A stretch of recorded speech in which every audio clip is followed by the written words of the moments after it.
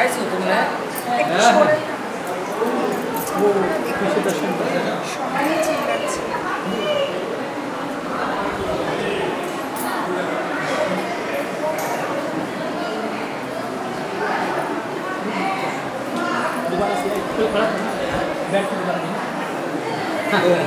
अच्छा ठीक है, अभी दे देते हैं, उड़ा लेना है।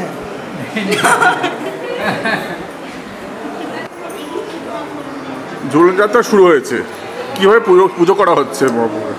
প্রত্যেকবার যেভাবে পুজো করা হয় আমাদের নিয়ম নিষ্ঠা অনুসারে, সেইভাবেই আমাদের এই ঝুলন যাত্রা উৎসব পালিত হচ্ছে।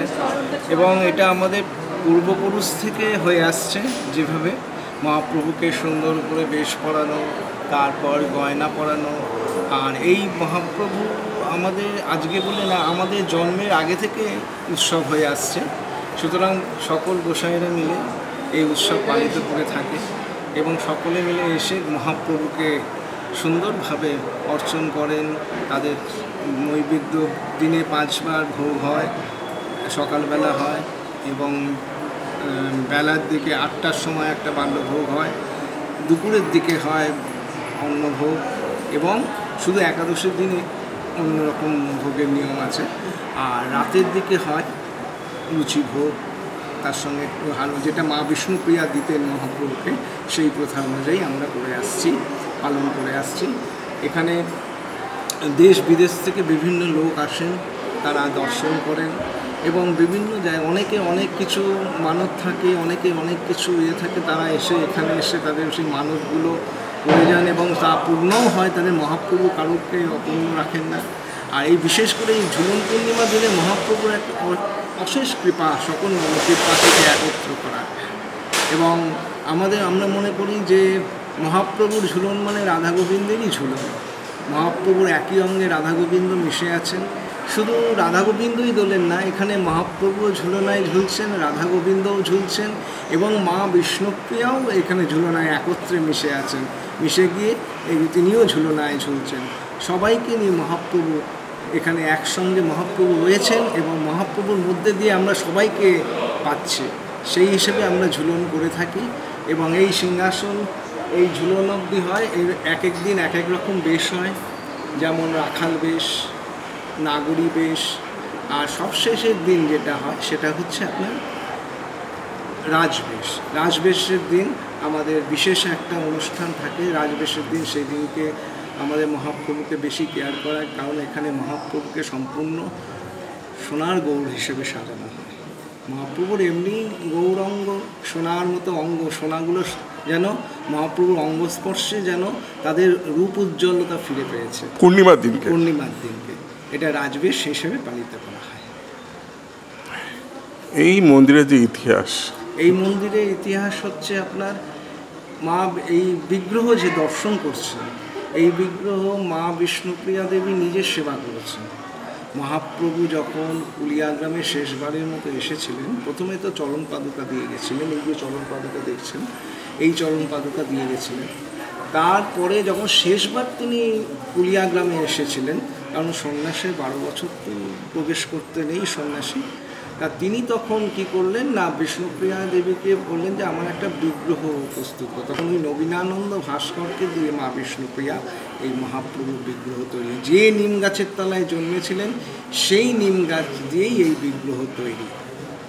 আর সেই হিসেবেই বিষ্ণুপ্রিয়ার পরিবার মিলে, বিষ্ণুপ্রিয়ার ভাইয়ের যারা পরিবার আছেন, মা বিষ্ণুপ্রিয়ার যারা পরিবার আছে, সেবাই যাচ্ছে, বংশধর আছে বলতে গেলে, তারা সেবা করে যাচ্ছে এই মহাপ্রভু। সুতরাং এটা আমাদের কাছে আনন্দের বিষয়, এটা আমাদের কাছে গর্বের বিষয় যে আমরা এই বংশে এসে আসতে পেরেছি। মানব জন্ম হয়ে দুর্লভ জন্ম জানি, কিন্তু সবথেকে বড় হচ্ছে যে আমরা মহাপ্রভুর বংশে, মা বিষ্ণুপ্রিয়ার বংশে আসতে পেরেছি, তার সেবা করছি। এছাড়া আমাদের আর কিছু অভিলাষ নেই যে তাকে আনন্দ দেব, সে যেভাবে সুখ চায় তাকে সেই সুখ দেওয়াটাই আমাদের কাজ, আর কিছু নেই। যে তিনি যাতে আনন্দ পান, তিনি যাতে সর্বদা সুখে থাকেন। তিনি সুখ পেলে গোটা নবদ্বীপ ভালো থাকবে, তিনি সুখ পেলে গোটা বিশ্ব ভালো থাকবে। সুতরাং তিনি যদি দুঃখ পান, জানতে হবে যে গোটা বিশ্ব দুঃখে আছে। সুতরাং তার মধ্যেই সব, তার মধ্যে দিয়েই সব কিছুর প্রকাশ, এখান থেকেই সব কিছুর প্রকাশ। সেই ঝুলন যাত্রা আমরা আনন্দের সঙ্গে করি, যাতে তিনি আনন্দে ঝুলতে পারেন। এবং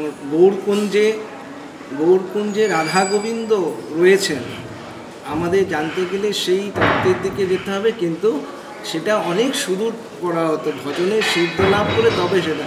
তবে এটুকু যেন গৌর ঝুলছে মানে রাধা গোবিন্দ দুজনেই একসঙ্গে ঝুলনায় ঝুলছে। দেখো তো ঝুলত গৌর চন্দ্র অপরূপ দ্বিজ মনিয়ারে, বিধির অবধি রূপ নিরূপম কোষিত কাঞ্চন জিনিয়ারে, ঝুলাও তো কত ভকত বৃন্দ গৌর চন্দ্র বেরিয়ারে। এই সেই গৌর সুন্দর ঝুলছেন, আনন্দ দিচ্ছেন আমাদের। তাই নবদ্বীপে কখনো বসন্ত, কখনো গ্রীষ্ম, কখনো এক বৃন্দাবনে যেমন 6 ঋতুর একসঙ্গে প্রকাশ, মাঝে মাঝে এই শ্রীধাম নবদ্বীপও 6 ঋতু, কারণ শ্রীধাম নবদ্বীপই হচ্ছে সেই বৃন্দাবন। এই হচ্ছে গৌরের কথা। আপনার নাম? অরূপ শঙ্কর গোস্বামী। আচ্ছা, মূলত এই যে মহাপ্রভুর জন্মস্থানে বিতর্ক রয়েছে, আপনারা কি মনে করেন? দেখুন, এই জন্মস্থান মহাপ্রভু যখন এই নিয়ে কিছু বলেননি, সে নিয়ে আমাদেরও অতটা নেই। এবার যারা পুরাতত্ত্ববিদ আছেন ওরা ভালো জানবেন জিনিসটা কোন জায়গাটায়। তবে আমাদের মন সর্বদা মহাপ্রভুর জন্মস্থান নবদ্বীপই আমরা জানি। নবদ্বীপ ছাড়া তিনি কোথাও প্রকট হননি। আর নবদ্বীপ হেনগ্রাম ত্রিভুবনে নাই, জহি অবতীর্ণ হইলা চৈতন্য গোসাই। সুতরাং নবদ্বীপই হচ্ছে তার জন্মস্থান। এবার কোথায় জন্মস্থান, একবার দেখবেন কৃষ্ণ যেমন দ্বারকা রাখেননি, ভগবান কোনো প্রত্যেক যুগেই আসেন, নিজের জন্মস্থান তিনি কোথাও রাখেন না, তেমনি এই নবদ্বীপেও তাই করেছেন তিনি। সেই জন্য এই যে স্থান, মা বিষ্ণুপ্রিয়া এই মন্দিরেই পূজা করতেন, পরে এই মন্দিরে পূজা করতে করতে এর মধ্যেই তিনি বিলীন হয়ে যান। আর এই সেই বিগ্রহ, যেটা নাকে নথ দেখা যাচ্ছে, একটা সুন্দর দেখুন মুক্তার নথ, সেই নথ হচ্ছে মা বিষ্ণুপ্রিয়া। এইখানেই তিনি বিলীন হয়ে বসে আছেন। তিনি আসেন, এসে মহাপ্রভুর সেবা করেন। মহাপ্রভু যখন আসেন তখনই এখানে ভোগ সম্পন্ন হয়, যখন এখানে আসেন তখনই এখানে আলাদা একটা আনন্দ অনুভব হয় মানুষের। আর নিত্য পাঠ চলে, নিত্য চলে, এটা মহাপ্রভুরই কৃপা। ওই রকম করোনার সময় আমাদের কিছু ক্ষতি হতে পারেনি।